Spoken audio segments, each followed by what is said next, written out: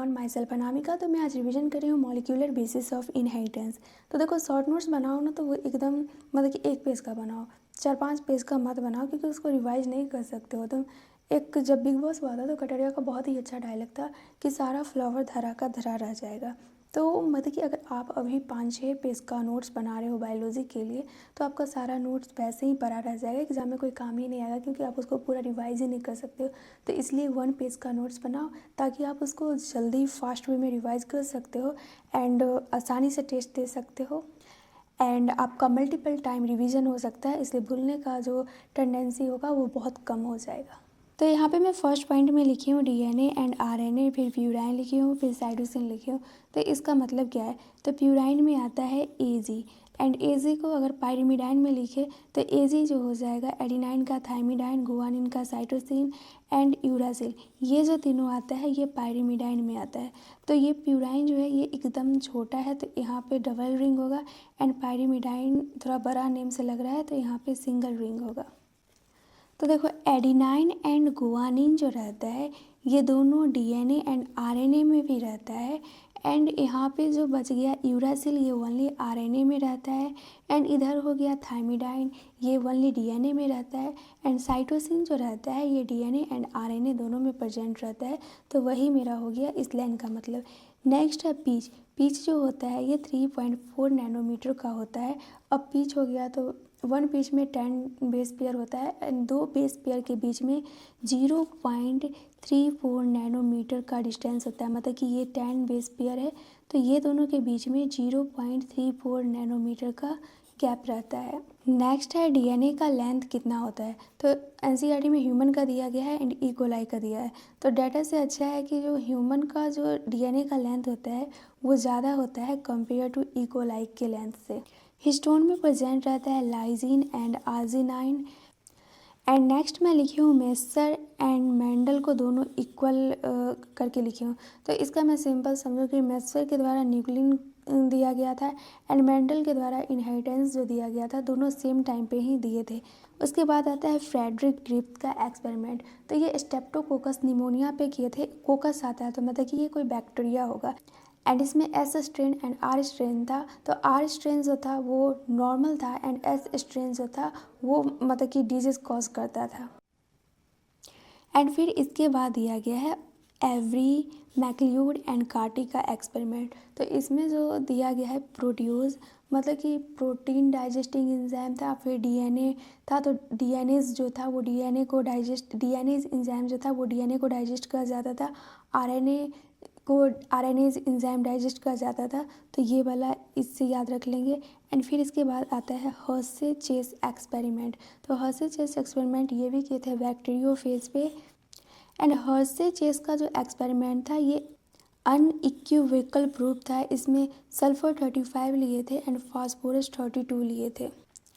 फिर Hershey and chess के बाद आता है मैथ्यू मिशेल्सन एंड स्टेहल एक्सपेरिमेंट। इसमें कोई भी रेडियो एक्टिव का यूज़ नहीं किया गया था। यहाँ पे एक डीएनए जो था उससे 2 हाइब्रिड का फॉर्मेशन होता था, एंड इसी के जस्ट बाद टेलर का एक्सपेरिमेंट था जिसमें कि वो रेडियो एक्टिव का यूज़ किए थे। नेक्स्ट है ई कोलाई।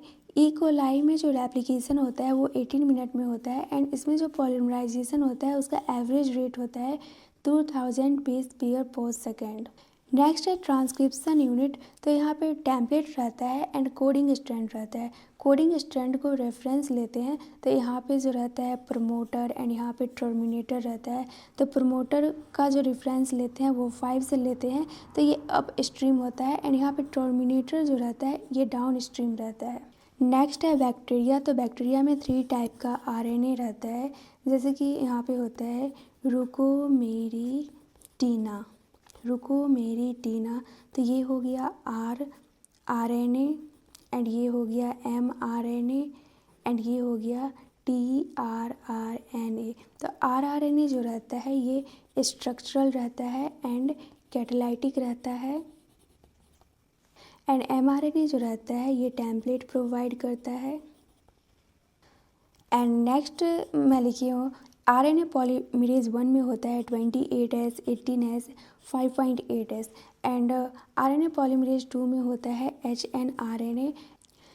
नेक्स्ट है टेलिंग। तो टेलिंग जैसे दिया है तो यहाँ पे कैपिंग एंड टेलिंग याद आएगा। कैपिंग जो होता है वो 5 में होता है एंड टेलिंग जो होता है ये 3 में होता है। मतलब इधर 5 है एंड इधर 3 है, तो इधर जो होगा ये कैपिंग होगा एंड इधर जो होगा वो टेलिंग होगा। तो इससे ये समझ में आ जाएगा। एंड ये जो होता है ये टेम्पलेट इंडिपेंडेंट मैनर में होता है। एंड फिर जो mRNA रहता है वो न्यूक्लियस से बाहर चला जाता है। फिर आता है जेनेटिक कोड। तो जेनेटिक कोड में जोस गेमो आते हैं। जोस गेमो के बाद ये एक फिजिक्स रहते हैं एंड हर गोविंद खुराना फिर आते हैं जो कि प्रूफ करते हैं ट्रिपलेट को। नेक्स्ट है UAA, UAG, UGA, ये स्टॉप कोडन होता है। इसको हम आसानी से याद रख सकते हैं। स्टॉप कोडन को पहले याद रखेंगे UAA, फिर UA को कांस्टेंट रखेंगे, UAG हो जाएगा एंड फिर उल्टा पुल्टा कर देंगे, ये हो जाएगा U एंड ये G इधर आ जाएगा, ये A इधर आ जाएगा। यही तीनों होता है स्टॉप कोडन। नेक्स्ट है tRNA को सॉल्युबल RNA बोला जाता था बिफोर जेनेटिक कोड पोस्टुलेटेड। फिर नेक्स्ट लिखी हूँ tRNA के लिए कोई भी स्टॉप कोडन नहीं होता है।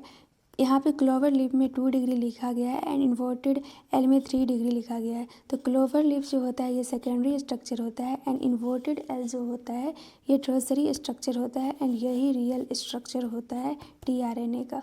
नेक्स्ट है राइबोसोम। तो राइबोसोम में जो rRNA रहता है इसमें 80 डिफरेंट प्रोटीन प्रेजेंट रहता है। mRNA में प्रेजेंट रहता है UTR एंड UTR का फुल फॉर्म होता है अनट्रांसलेटेड रीजन। SGP को बोलते हैं ह्यूमन जीनोम प्रोजेक्ट जो कि लॉन्च हुआ था 1990 में एंड ये 13 ईयर ओल्ड प्रोजेक्ट है एंड ये कंप्लीट हुआ था 2003 में। नेक्स्ट है 3 × 10⁻9 बेस पेयर है जिसको कि हम 3 बिलियन बोलते हैं एंड इसका जो पर बेस पेयर के लिए जो प्राइस लगा था वो US3 इसको क्या बोलते हैं जो भी बोलते हैं एंड टोटल कॉस्ट जो इसका पड़ा था ये $9 बिलियन पड़ा था। 20,000 से लेके 25,000 जीन जो है ये ह्यूमन DNA पर है। नेक्स्ट है ESTS जिसको कि बोलते हैं एक्सप्रेसिव सीक्वेंस टैग।